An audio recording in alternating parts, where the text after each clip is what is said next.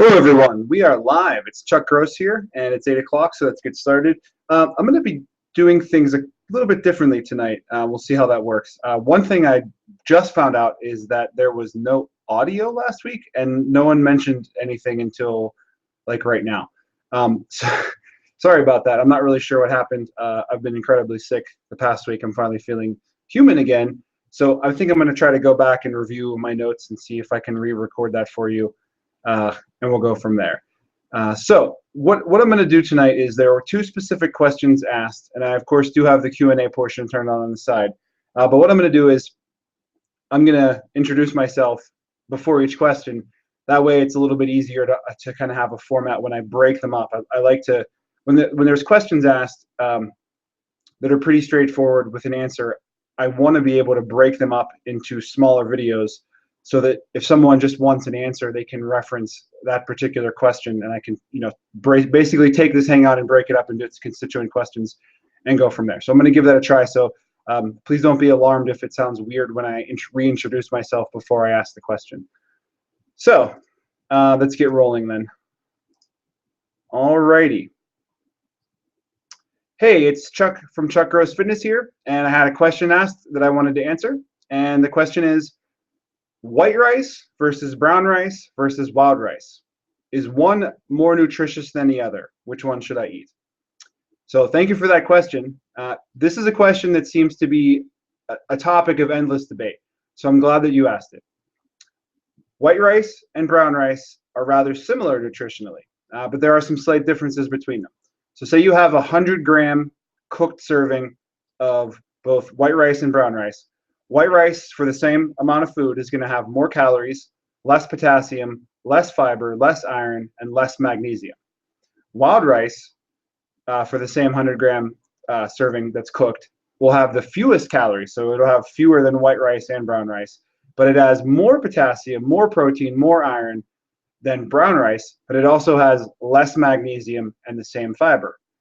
So if you're looking at the choice of which rice do I want to pick, that's the healthiest or works best for fat loss, that type of thing, in isolation, meaning a single food item without considering the rest of your diet, wild rice would actually be the most nutritious.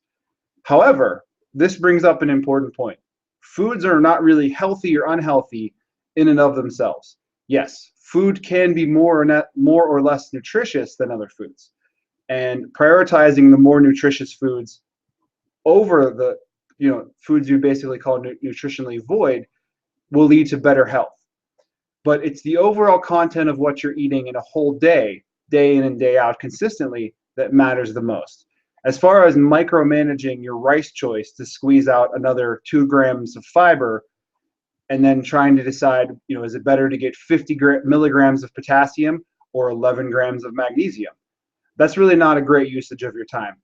Basically, micromanaging your macronutrients and micronutrients and vitamins and minerals to this point is not really a problem if you're getting a variety of fruits and vegetables in your diet.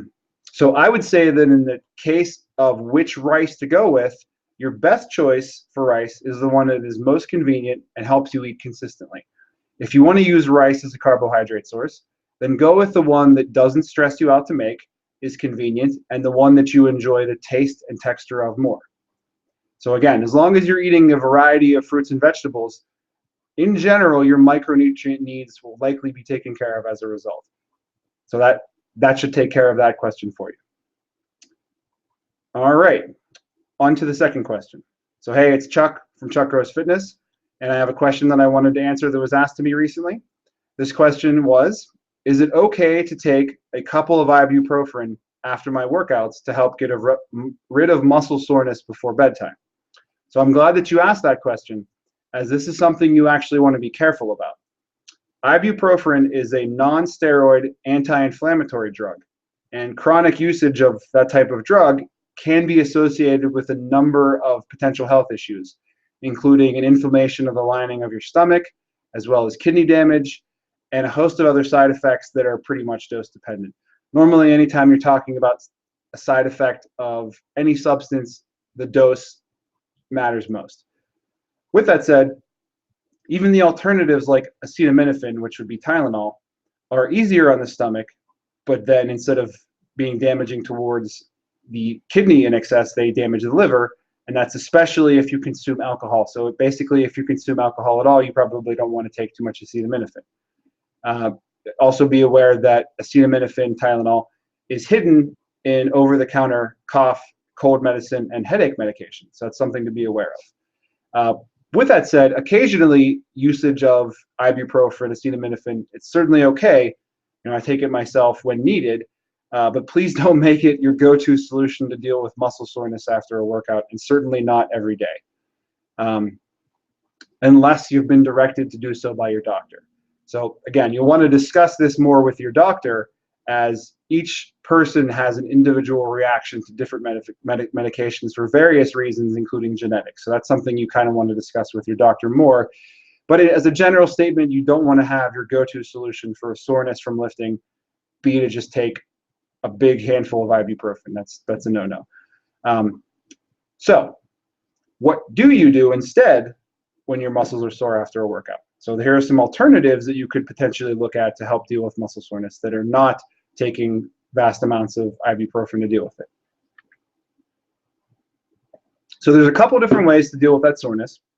You can go with the traditional RICE method, which is rest, ice, compression, and elevation. Obviously, rest is just relax that muscle from strenuous activity. Ice is you can make a ice pack and put it on there to kind of cool down the muscle. Elevation, whatever it is, raise whatever is sore, raise it up. And compression, that might be a new concept, but you can wrap it tight with like an ACE bandage, or something like compression clothing can help. I have compression clothing from Under Armour, and I actually wear it during my workout. I have a shirt and basically compression underwear that I wear. It also helps me stay warmed up during my workouts, prevents chafing and things like that. And that in general, by compression, you're just going to get blood to those areas, which starts the healing process quicker. So once you're actually feeling sore, you can also try to do some light cardio just to get the blood flowing to those sore areas. It doesn't have to be anything intense or even really that long. Anything that involves the sore body parts would work. So if your arms are sore, there's really not any arm-based cardio unless it's like rowing. But something like jumping jacks or arm windmills, just the movement of that body part just to get blood moving to it, and that will start the healing process. Beyond that, some static stretching, that's where you stretch a muscle and you hold it in that position. That may help, and you probably want to do that after your weightlifting, not before. Foam rolling, which is, you may see it referred to as myofascial release, but it's basically just taking a pool noodle that's really firm, not a pool noodle's firmness, but really firm noodle like that, and you basically find a bad spot where your muscles are sore and you work it out using that. I've used PVC pipes. You kind of have to be aware that it's going to be a horrible pain followed by, a relief of that pain, but I don't recommend that for a beginner. Let's see. I also have something called a Theracane, and something called the stick. Basically, they allow you to do target release, and they're a little bit firmer than those things, and they're a little bit easier to deal with than a PVC pipe. I got them both on Amazon. I know a family friend got his at a thrift store.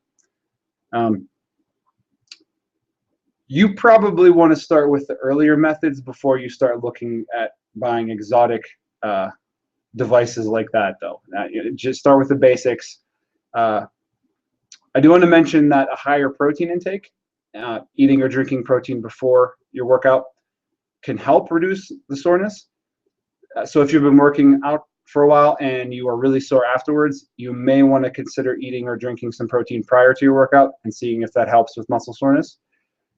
In general, though, you shouldn't be super, super sore after every single workout, after you've done that workout consistently for a while. Let's say you've been lifting consistently with the same regular workouts on similar days, and let's say that your sleep is in line and there's no particular stressors going on that's not normal, and you're still sore. It's also possible that you've been in a calorie deficit for a while, and yes, that's a good thing if your goal is weight loss, but that can also, in my experience, affect your recovery and make you sorer than normal. I know that when I'm eating in a calorie deficit, it does take me longer to recover from my workouts and increase soreness as a result of that regardless of how long I've been doing the workouts. In general, I'll try to take a break from being in a calorie deficit every once in a while, but that's really based on how much farther you feel you have to go as far as weight loss. You know, anything under 50 pounds to go, you probably want to take a break every 8 to 12 weeks and take 2 weeks off and eat at maintenance. But other than that, you probably don't need to be taking week to 2 week breaks of dieting. Instead, you're probably better off just trying to deal with the soreness as much as you can. If none of these things are helping and you're still making progress on your lifts, let me know. We can look at some other things like possibly reducing some of the volume while keeping intensity the same. What I mean by intensity is that you're not having to go down in weight at all, and the speed of the bar isn't really slowing down. That's a good indicator of, basically you're not recovering well enough to keep going. But we can possibly shave off some sets or some reps and go from there with your program. Alrighty, well, thank you for listening, and let me see if there's any questions being asked. All right, I think that covers it for this evening. Like I said, I was just made aware that last week's there was no audio. I'm not sure why that was. I hope there's audio tonight. If there's not, I'm actually going to check right now and do something about that. But other than that, please let me know if you have any further questions. I'll keep everyone posted about the last week's hangout, and I'm going to fix that. And I'll talk to everyone soon. Thank you. Take care.